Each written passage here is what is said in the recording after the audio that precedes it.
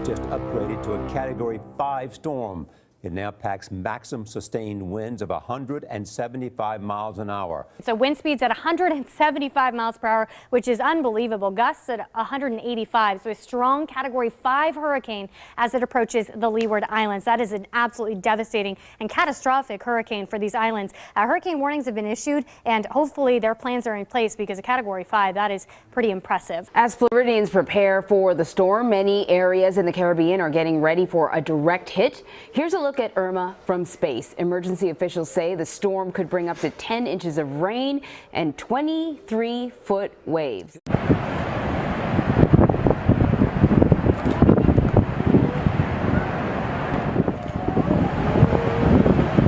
As you can see, this is the calm before the storm. As you mentioned, states of emergency not only in Florida, but also here in Puerto Rico, where we were upgraded to hurricane warning just overnight. And that means today is all about preparation. The people who we've spoken to here on the ground have said, look, we're Caribbean people. We understand what it's like to have wind and rain, especially at this time of the year. But a Category 4 hurricane, that's a completely different beast. That's why the National Guard has already been activated. Schools are closed. More than 200 FEMA workers are already on the ground, and almost 500 emergency centers have been set up all throughout the island. Meanwhile, back in Florida, people are gearing up. We're having food and supplies and water. They're stocking up because authorities there say they can't afford not to be prepared for Hurricane Irma.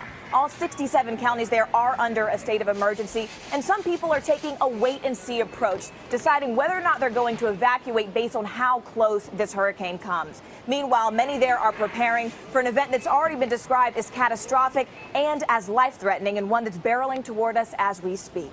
And the National Hurricane Center is saying we're going to have a Category 5 for maybe a day or two.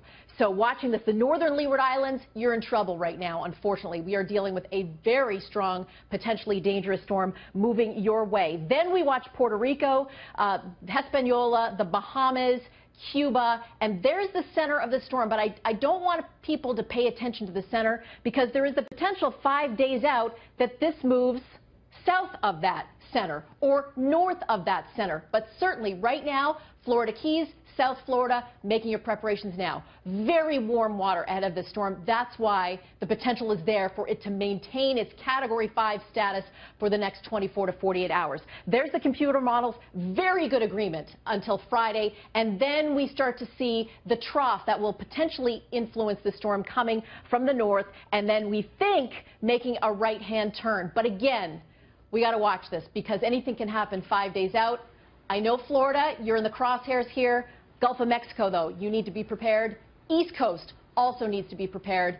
One thing is for certain, Julie, This is a very dangerous storm that could potentially be deadly. So we need to make our preparations now. Florida's governor declared a state of emergency ahead of a potential impact. The storm could strike islands in the eastern Caribbean tonight before heading toward Puerto Rico and the Bahamas. Forecasters say Irma could turn north this weekend, heading for Florida or the Carolinas. Manuel Bojorquez is in Miami with the latest there. Manuel, good morning to you. Good morning. I'm standing in the Brickell neighborhood near downtown Miami. And during a storm last month, this area flooded after heavy rains. In fact, this is what it looked like here on August 1st. As Hurricane Irma may have its sights set on the U.S., people in Florida are preparing for the worst. People in South Florida are emptying store shelves, filling grocery carts, and packing their cars with water. It's not good for you. It's not good for the stress. You have to do it early as you can. Monday, hurricane hunters flew through the storm for the first time as it gained strength in the Atlantic. We'll know more as the week progresses what kind of a threat it really poses to Miami-Dade County. Carlos Jimenez, the mayor of flood-prone Miami-Dade County, is watching Hurricane Irma closely. The storm surge is really the thing that kills the most people, so that's what really we're worried about. Storm surge is when the sea level rises during intense storms, pushing water ashore, leading to flooding. A recent study found Florida has 2.7 million properties at risk, the most in the U.S. Miami Beach averages around 4 feet above sea level and fights flooding at high tide on a regular basis. Last month, heavy rain turned the city's streets into rivers. The anti-flood pumps failed during a power outage. The city has ordered portable backup generators, but Mayor Philip Levine warned the pumps may not be enough.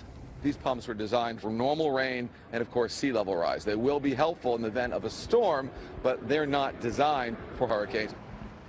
Irma now at Category 5, but for some perspective, it's been more than 100 years since 2 Category 4 hurricanes have made landfall in the U.S. in the same year. And with Harvey fresh on everyone's minds, the concern here in Miami and throughout South Florida is that if Irma makes landfall, it could also be disastrous. Good afternoon. It's Tuesday, September 5th. Big news coming at you from Irma. You may have already heard it has been upgraded to a major Category 5 hurricane. Sustained winds right now, 180 miles per hour with gusts up to 220. The forecast track has been slightly shifted off to the north and northeast here, staying over open, very warm waters of the Bahamas as it puts its sights on the southern part of Florida. That cone of uncertainty, obviously the model margin of error does grow significantly up to 5 days out. So southern Florida is within that cone of uncertainty as we get towards Sunday morning. Very, very dangerous storm out there right now. Those winds unfathomable.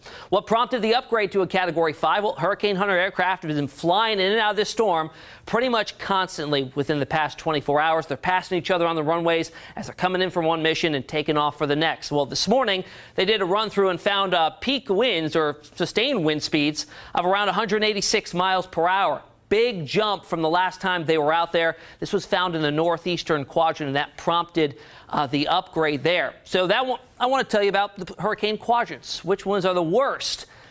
You cut it into 4 slices, quadrants, and you look at the northeastern side is always going to be the strongest. Why?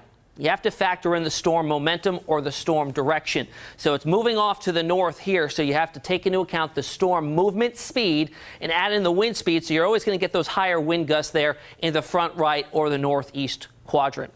On the other side of that, the front left, still significant storm surge there, and you go off to the back right, significant wind speed still found within that. The back left, if you're talking in terms of weakest when you're dealing with a hurricane, you're going to find the back left as finding the weakest winds there. So we're going to have to watch that very, very closely as we go through the next few days here and see where that northeastern quadrant influences some land masses. Now, I also want to dispel some rumors that maybe you've heard on social media. I know I've been asked a few times, Tim, when is Irma going to grow and become a Category 6?